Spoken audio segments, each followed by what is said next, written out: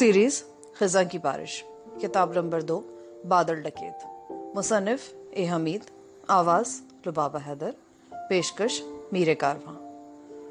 Part 16।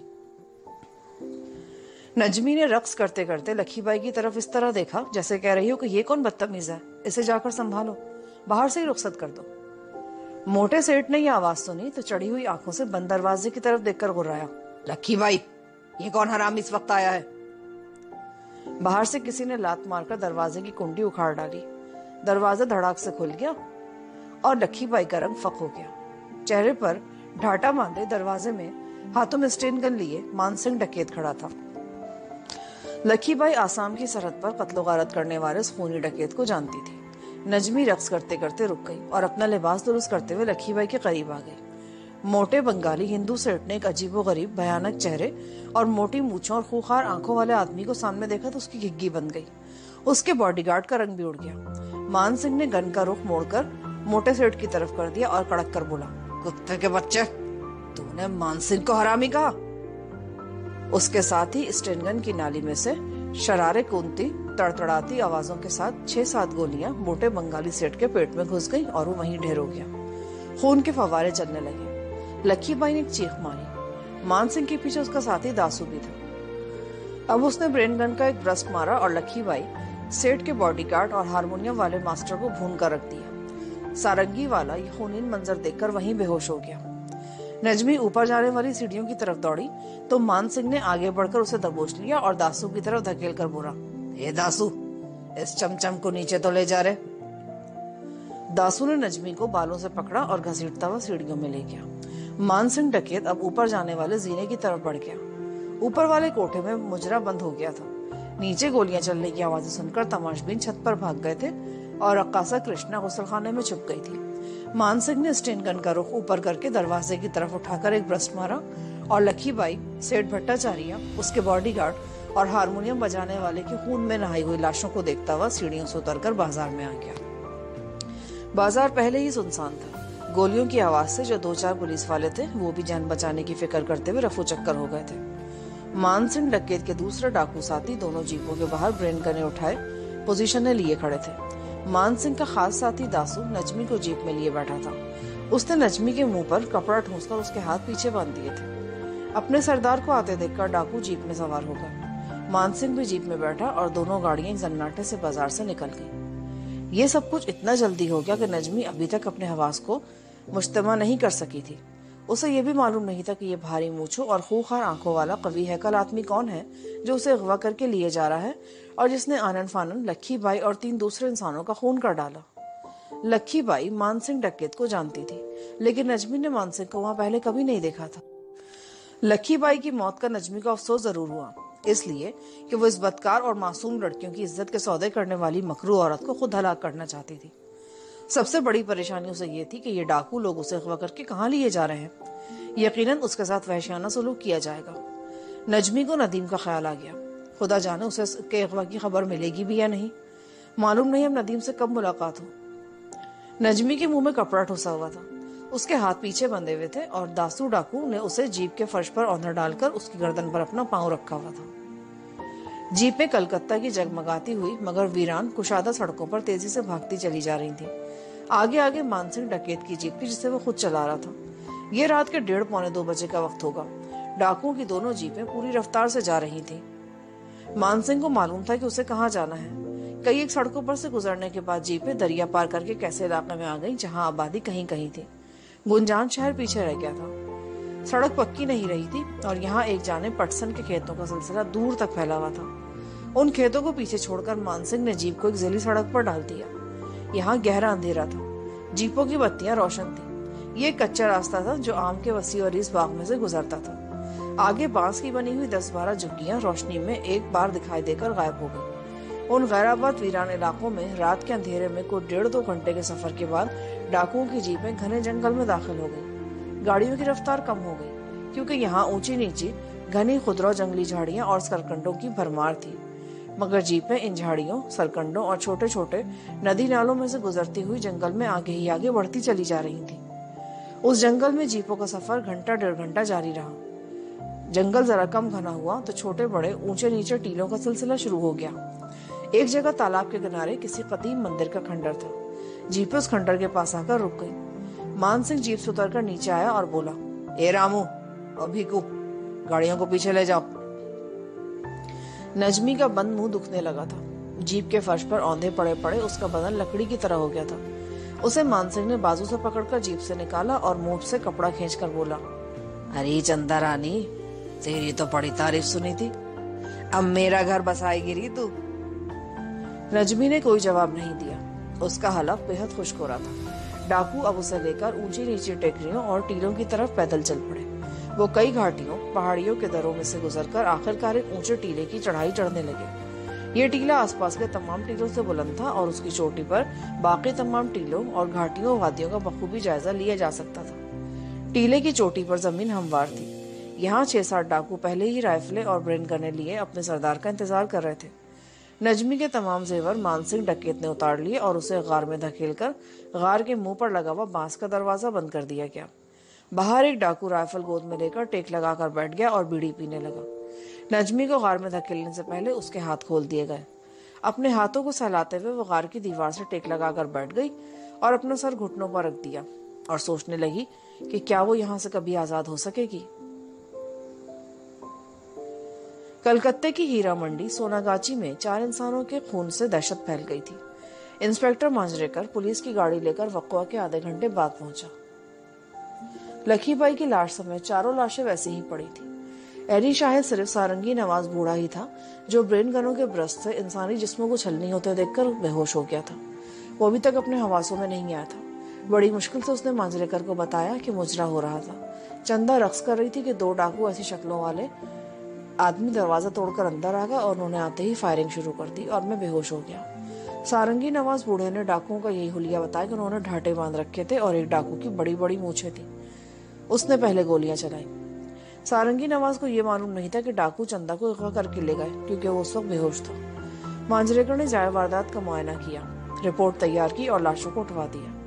IG police ने मांजरेकर से report तलब की। मांजरेकर ने आईजी को बताया कि ये वारदात मानसिंह डकैत की लगती है क्योंकि इन दिनों वही मध्य प्रदेश से बंगाल के सरहदी इलाके में आकर कत्ल, अगवा और डाके जनी की वारदातें कर रहा है। मांजरेकर ने रिपोर्ट दर्ज करके तफ्तीश शुरू कर दी। मानसिंह को कत्ल और अगवा के इस केस में मुलव्वस करके मांजरेकर ने अपनी जान बचाई क्योंकि उसे मालूम था कि मानसिंह कत्ल, अगवा और डाका जनी के अनगिनत वारदातों में मध्य प्रदेश और बंगाल की पुलिस को मतलूब था और आज तक उसे कोई गिरफ्तार नहीं कर सका था।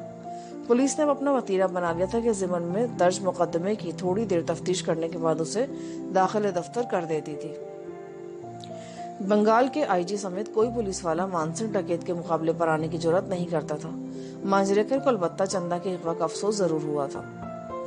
लखीबाई के कत्ल और चंदा के अगवा की खबर दूसरी रोज सुबह ही सुबह जब्बार सेठ को मिल गई। वो सोचने लगा कि नदीम पर इस खबर का क्या असर होगा। चंदा उसकी महबूबा थी और वो उसकी तलाश में भारत आया था। उसकी खातिर इतनी अजियतें और तकलीफें बर्दाश्त की थी। जब्बार सेठ ने खाने का टिफिन तैयार किया और जीप में बैठकर शहर के बाहर जाने वाले उस गोदाम की तरफ चल पड़ा जहां नदीम तंगो तारीक कमरे में टेबल फैन के सामने चारपाई पर बैठा सिगरेट फूंक रहा था और सोच रहा था कि इस अजाब से उसकी जान कब छूटेगी। जब्बार सेठ ने जीप कुछ फासले पर बड़े माल गोदाम की अगबी दीवार के साथ खड़ी की और पीछे से होकर पैदल चलता हुआ नदीम वाले गोदाम के छोटे कमरे वाले दरवाजे पर आकर रुक गया। एक नजर डालकर अपने दाएं बाएं देखा और फिर ताला खोलकर कमरे में दाखिल हो गया। नदीम उसे देखकर उठ बैठा। सेठ ने टिफिन करियर चारपाई पर रखा और गहरा सांस देकर बोला, पहले तुम नाश्ता वगैरह कर लो। सेठ जी आजा, बड़ी जल्दी आ गए, खैरियत तो है ना? बिल्कुल खैरियत है। दरअसल आज मुझे 9 बजे जरूरी काम से जाना था और हाँ, आज रात मेरी कालिया से फिर मुलाकात है। मेरा ख्याल है तुम्हारे बॉर्डर क्रॉस करवाने का इंतजाम होने वाला है। नदीम ने नाश्ता किया, फिर वो चाय पीने लगे। सेठ ने नदीम को एक ही सांस में बता दिया कि रात लखीबाई का किसी ने खून कर दिया है और चंदा अगवा हो गई है। नदीम भौचंका सा होकर रह गया। उसने चाय का गिलास मेज पर रखा। सेठ ने उसे हौसला देते हुए कहा, घबराने की कोई बात नहीं, पुलिस जगह जगह छापे मार रही है, वो चंदा को 1-2 रोज में बरामद कर लेगी। नदीम ने अपने खुश्क होंठों पर जुबान फेरते हुए पूछा, सेठ मगर वो लोग कौन थे? पुलिस का तो ख्याल है कि यह वारदात मानसिंह डकैत ने की है, लेकिन मैं समझता हूँ कि मानसिंह को जंगल से निकलकर सोना गाची में आकर वारदात करने की क्या जरूरत थी? मेरे ख्याल में ये इलाके के किसी बदमाश की वारदात है जो लक्की बाई से बदला लेना चाहता होगा। नदीम सर झुकाकर गहरी सोच में डूब गया। पुलिस की तफ्तीश के मामूल से वो काफी हद तक वाकिफ हो चुका था। उसे मालूम था कि नजमी को पुलिस अब शायद ही बरामद करवाने में कामयाब हो, और अगर ये किसी डाकू की वारदात है तो पुलिस इस केस में हाथ कभी नहीं डालेगी, और ऐसी सूरत में नजमी के वापस आने का सवाल ही पैदा नहीं होता। सेठ ने नदीम के कंधे को आहिस्ते से थपथपाया और बोला, बरखुदार, फिक्रमंद होने की जरूरत नहीं। सोना गाची में इस किस्म की वारदातें होती रहती हैं। पुलिस चंदा को जल्द बरामद करेगी। वैसे भी पुलिस चंदा को हाथ से नहीं जाने देगी, क्योंकि पुलिस को यकीन है कि चंदा का पाकिस्तानी जासूसों के गिरोह से राब्ता है। मेरा तो ख्याल है पूरी की पूरी बंगाल की पुलिस हरकत में आ गई होगी, और कल या परसों तो चंदा जरूर बरामद हो जाएगी। नदीम उदास और परेशान हो गया। सेठ की तसल्ली के बावजूद उसकी परेशानी और उदासी में कमी नहीं आई। उसका मंसूबा धरे का धरा रह गया था। वो तो सिर्फ नजमी को जहन्नुम से निकालने के लिए वहां आया था। उसने इस कदर शदीद मसाइब सिर्फ इसलिए झेले थे कि वो एक न एक रोज नजमी को वहां से निकालकर पाकिस्तान ले जाएगा, जहां पहुंचकर वो उससे शादी करके अपने गुनाहों का कफारा अदा करने की कोशिश करेगा। लेकिन तकदीर ने उसके साथ एक मजाक किया था जिसका नदीम को वहम गुमान भी नहीं था। उसने कभी सोचा भी नहीं था कि नजमी को कोई अगवा करके भी ले जाएगा। यह हकीकत उससे छुपी हुई नहीं थी कि पुलिस किसी तवाइफ के अगवा को ज्यादा अहमियत नहीं देती। तवाइफ को मुआशरे में वो मकाम हासिल नहीं होता कि उसके अगवा के खिलाफ प्रेस भी आवाज बुलंद करे। चुनांचे पुलिस ज़ाब्ते की कार्रवाई करने के बाद केस को दाखिली दफ्तर कर देती है और महज दिखावे के लिए बराए नाम तफ्तीश जारी रखती है। और जैसा कि सेठ जब्बार ने बताया, चंदा को किसी मानसिंह नामी डकैत ने अगवा किया है, तो इन हालात में पुलिस कभी भी अपने आप को खतरे में नहीं डालेगी। नदीम ये सोचकर मजीद परेशान हो गया। वो नजमी के बगैर वापस पाकिस्तान जाने का तस्वुर भी नहीं कर सकता था। उसे हर हाल में नजमी को साथ लेकर जाना था। उसने सेठ से पूछा, ये मानसिंह डाकू कहाँ होता है? सेठ ने तंजिया हंसी के बाद जवाब दिया, मानसिंह को वकील नहीं कि मुझे उसका एड्रेस मालूम हो। वो एक खूंखार डाकू है। उसके नाम से पुलिस के बड़े बड़े अफसरों का खून खुश्क हो जाता है। पहली बात तो ये कि अभी किसी को यकीन नहीं कि ये अगवा कत्ल मानसिंह डकैत नहीं किए हैं, और अगर ये वारदात मानसिंह नहीं की है तो क्या तुम उसको तलाश करते जाओगे? पागल ना बनो। आज रात मैं कालिया से मिलने वाला हूँ। खुद उसने मुझे बुलाया है। मेरा ख्याल है तुम्हें सरहद पार कराने का कोई बंदोबस्त हो गया है। मैं तो तुम्हें यही कहूंगा कि जिस तरह भी हो सके यहाँ से अपनी जान बचाकर निकल जाओ। हाँ, ये मैं तुमसे वादा करता हूँ कि अगर चंदा बाद में वापस आ गई और वो राजी हुई तो मैं उसे भी सरहद पार करा के मशरक़ी पाकिस्तान भिजवा दूंगा। नदीम कुछ और ही सोच रहा था। नजमी जब उसे जंगल वाले क्वार्टर में मिलने आई तो उसने नदीम को बताया था कि गुनाह के इस माहौल में सिर्फ कृष्णा एक ऐसी लड़की है जो उसकी राजदार भी है और उसकी हमदर्द भी। वो भी तवाइफ है, मगर उसका दिल बहुत पाक साफ है। नदीम को नजमी ने यह भी बताया था कि कृष्णा तवाइफ सोनागाची में लक्की बाई के कोठे पर ही मुजरा करती है, और उसने कृष्णा को नदीम के बारे में सब कुछ बता दिया है। नदीम ने सोचा उसे किसी तरीके से सोनागाची जाकर कृष्णा से मुलाकात करनी चाहिए। वो चूंकि इलाके के तमाम जराइम पेशा लोगों को जानती होगी, इसलिए शायद बता सके कि चंदा को किसने अगवा किया है। हो सकता है कि कृष्णा ने उस आदमी को देख भी लिया हो, मगर पुलिस के खौफ से अपनी जुबान बंद रखी हो। नदीम ने अपने दिल का हाल सेठ जब्बार पर जाहिर नहीं किया। बज़ाहिर वो यही कहता रहा कि अब जो भी अल्लाह को मंजूर होगा वही होगा। फिर जब्बार से बातों बातों में ही उसने पूछा, लक्की बाई का कोठा तो बंद हो गया होगा? उनका धंधा तो चलता ही रहता है। उसके डेरे में दूसरी तवाइफें भी तो हैं। खास तौर पर कृष्णा नाम की तवाइफ चंदा के बाद सबसे ज्यादा मशहूर है। पहले भी वो ऊपर वाले कोठे में मुजरा करती थी। लक्की बाई की मौत के बाद यकीनन बदमाश धूमल ने सारा कारोबार अपने हाथ में ले लिया होगा। वो लक्की बाई का खास आदमी है। एक दो रोज कारोबार बंद जरूर रहेगा। मेरा ख्याल है कि परसों या चौथ कोठे पर कृष्णा बाई का मुजरा शुरू हो जाएगा। थोड़ी देर मजीद बातें करने के बाद जब्बार अगले रोज आने का कहकर चला गया। उसके जाने के बाद नदीम बेचैन होकर चारपाई से उठ खड़ा हुआ, कमरे के दरवाजे तक गया, फिर वापस आया। दोबारा चारपाई पर बैठ गया। नजमी के अगवा ने उसके अंदर एक ऐसा तूफान बर्पा कर दिया था जिससे निकलने का उसे कोई रास्ता दिखाई नहीं दे रहा था। वो सिगरेट पर सिगरेट फूंक रहा था। सबसे पहले उसे ये मालूम करना जरूरी था कि नजमी को अगवा करने वाला कौन है। ये मालूम हो जाने के बाद ही नदीम नजमी की तलाश में निकल सकता था। इस सिलसिले में अगर उसकी कोई मदद कर सकता था तो वो सिर्फ कृष्णा ही थी।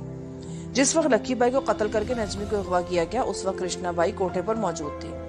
वैसे भी चूंकि वो इस धंधे में अरसे से जिंदगी बसर कर रही थी, इसलिए उसे ऐसे मुश्तबा लोगों का जरूर मालूम होगा जो इस कत्ल और अगवा में मुलव्वस हो सकते हैं। इस अमर का इम्कान यही था कि कृष्णा ने अगवा करने वालों को देखा होगा। कृष्णा से मिलना जरूरी हो गया था। اب ندیم یہ غور کرنے لگا کہ وہ کرشنا سے ملاقات کرنے سوناگاچی کس بھیس کس حلیے میں جائے۔ داڑھی اور سر کے بال تو پہلے ہی اس کے بڑھے ہوئے تھے، وہ سادھو کے بھیس میں بھی جا سکتا تھا، لیکن ایک سادھو کو سوناگاچی جیسے بدنام علاقے میں دیکھ کر لوگوں کی نظریں خامخواہ اس کی طرف اٹھ سکتی تھی۔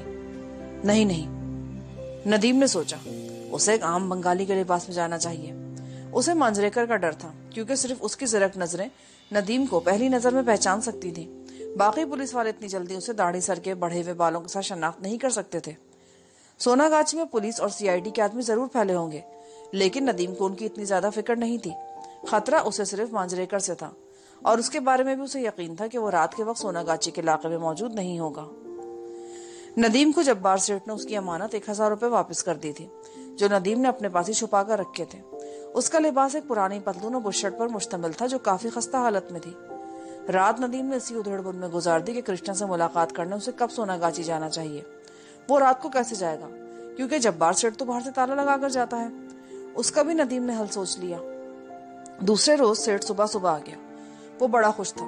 آتے ہی ٹفن چارپائی کے پاس رکھتے ہوئے بولا، تمہارے لیے خوشخبری لایا ہوں، کالیا نے تمہارے بارڈر کراس کرانے کا انتظام کر دیا ہے، بس تم تیاری پکڑو، پرسوں آدھی رات کو تمہیں میرے ساتھ یہاں سے نکلنا ہوگا۔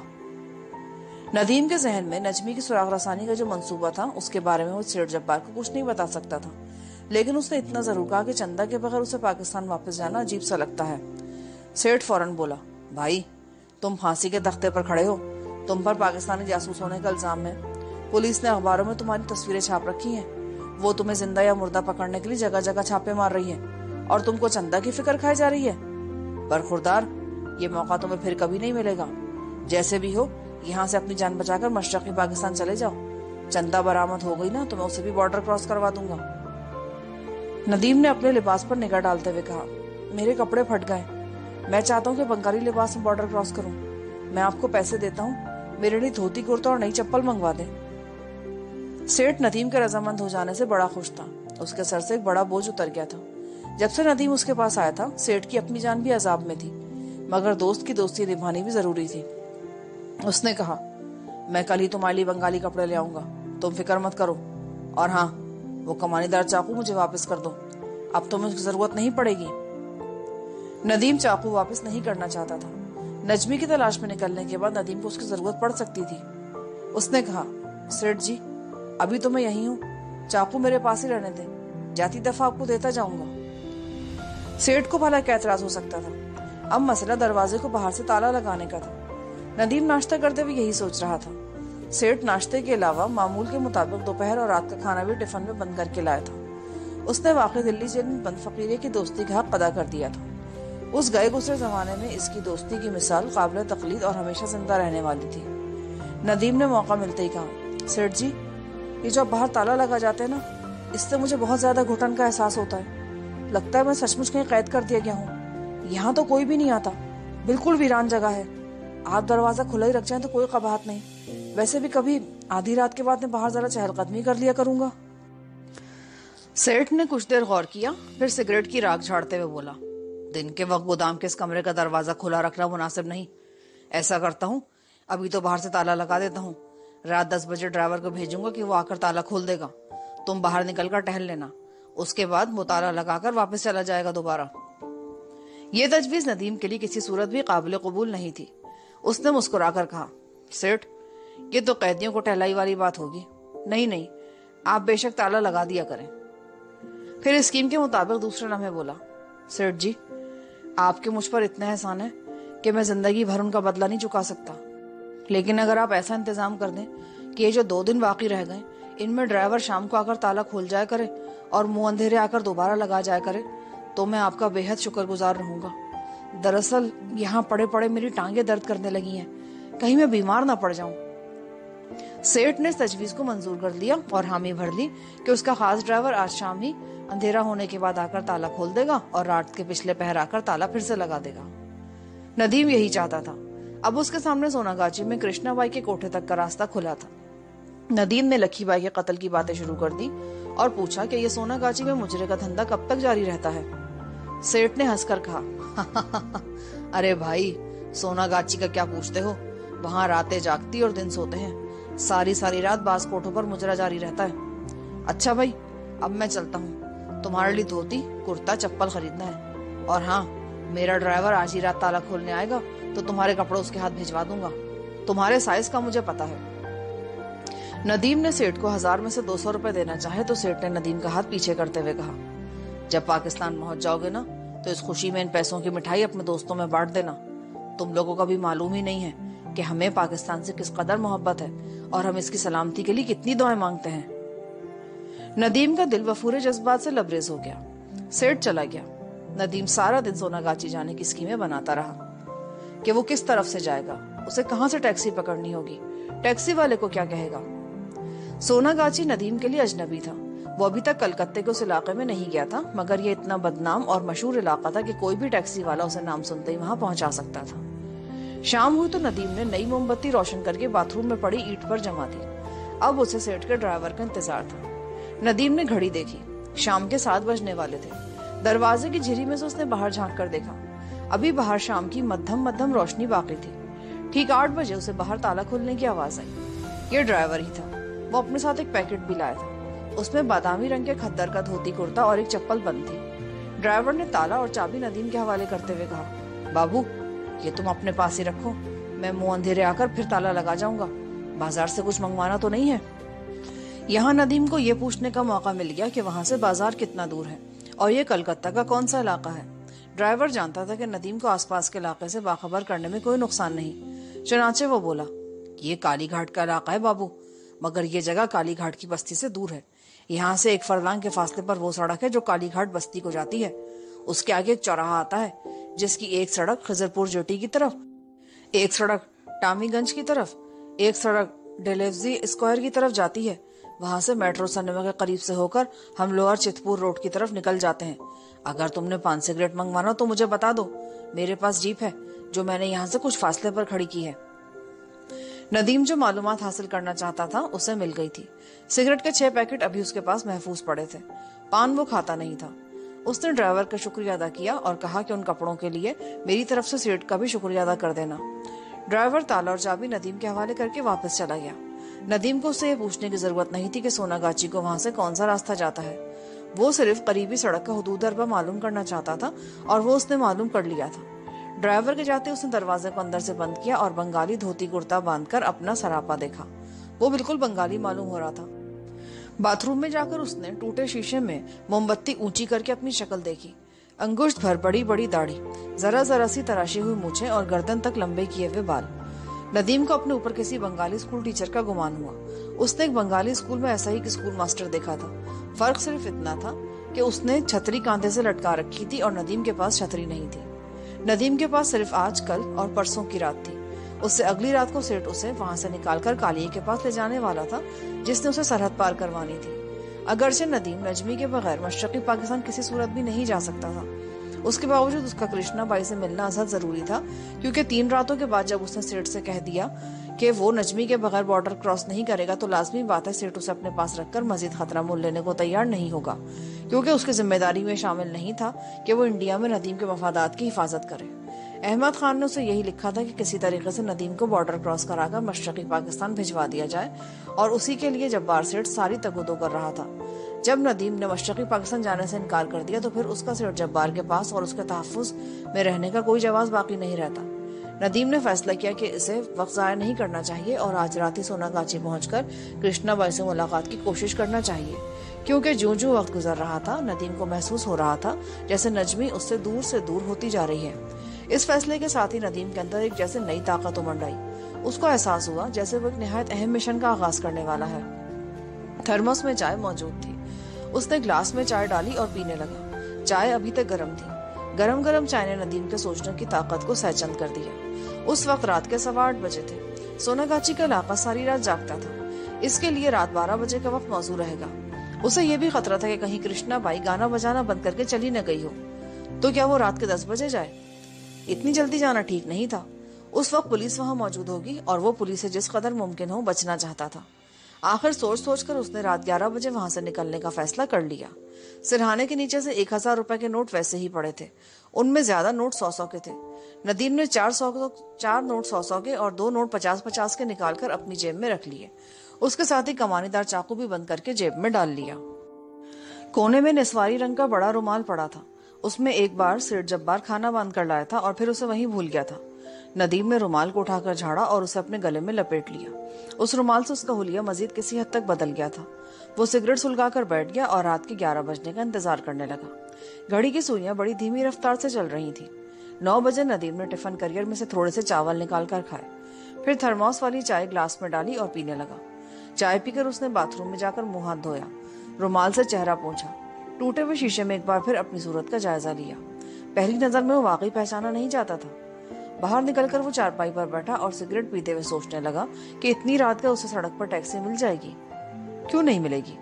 ये कोई मामूली शहर नहीं है, इंडिया का एक बहुत बड़ा शहर है। यहाँ तो हर जगह कोई ना कोई टैक्सी जरूर मिल जाती होगी। जब घड़ी ने पूरे 11 बजाए तो नदीम जल्दी से उठा, ताला चाबी हाथ में ली, अपने आप को एक बार फिर गौर से देखा और अल्लाह का नाम लेकर दरवाजा खोलकर बाहर ताजा हवा में निकल आया।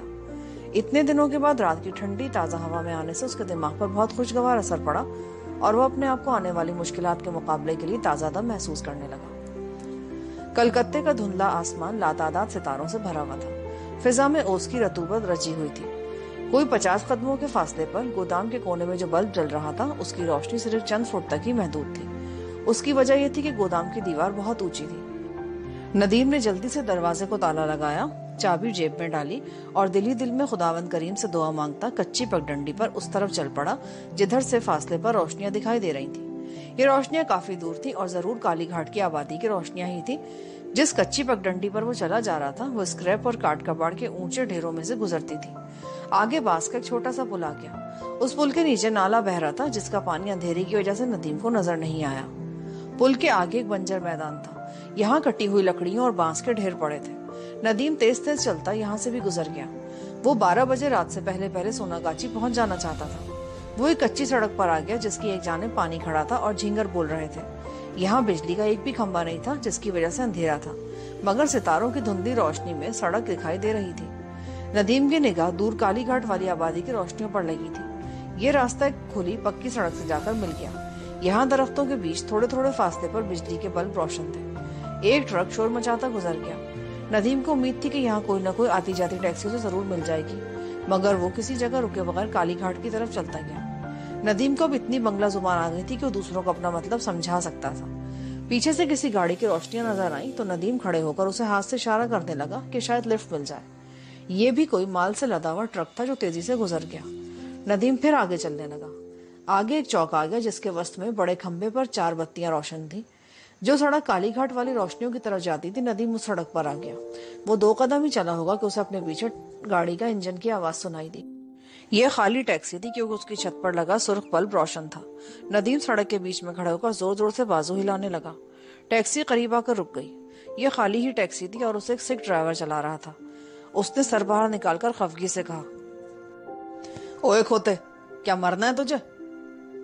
नदीम ने करीब आकर उर्दू में कहा, सरदार जी मुझे सोनागाची ले चलो, वो बड़ा जरूरी काम है। सिख ने हंसकर कहा, ओए ओ हमको मालूम है तुझे क्या जरूरी काम है, पर मैं 100 रुपया लूंगा।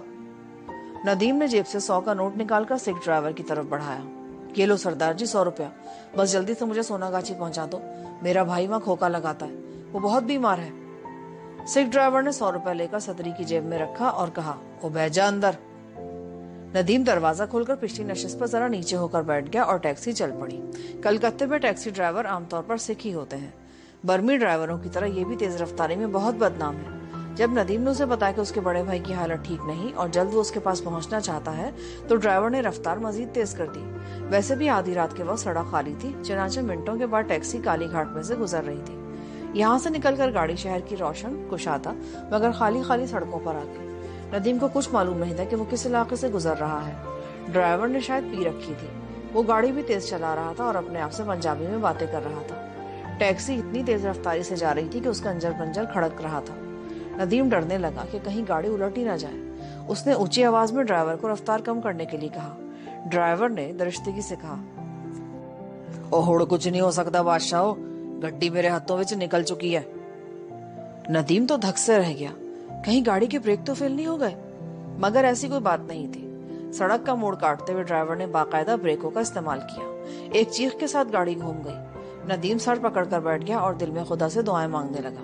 گاڑی ایک اونچی روشن عمارتوں والے نسبتاً گنجان علاقے میں داخل ہو چکی تھی، جہاں کبھی کبھی کوئی گاڑی یا وکٹوریا آتے جاتے مل جاتی تھی۔ ٹیکسی کی رفتار کافی کم ہو گئی تھی۔ ندیم نے ایک آدمی کو اس طرح گاڑی میں سوار ہوتے دیکھا کہ وہ لڑکھڑا رہا تھا اور 2 آدمی سہارا دے کر اسے گاڑی میں ڈال رہے تھے۔ ندیم سمجھ گیا کہ سونا گاچی یعنی کلکتے کی ہیرا منڈی کا علاقہ شروع ہو چکا ہے۔ یہاں پر پارٹ 16 کا اختتام ہوتا ہے۔ آگے کہانی سننے کے لیے پارٹ 17 سماعت فرمائیں۔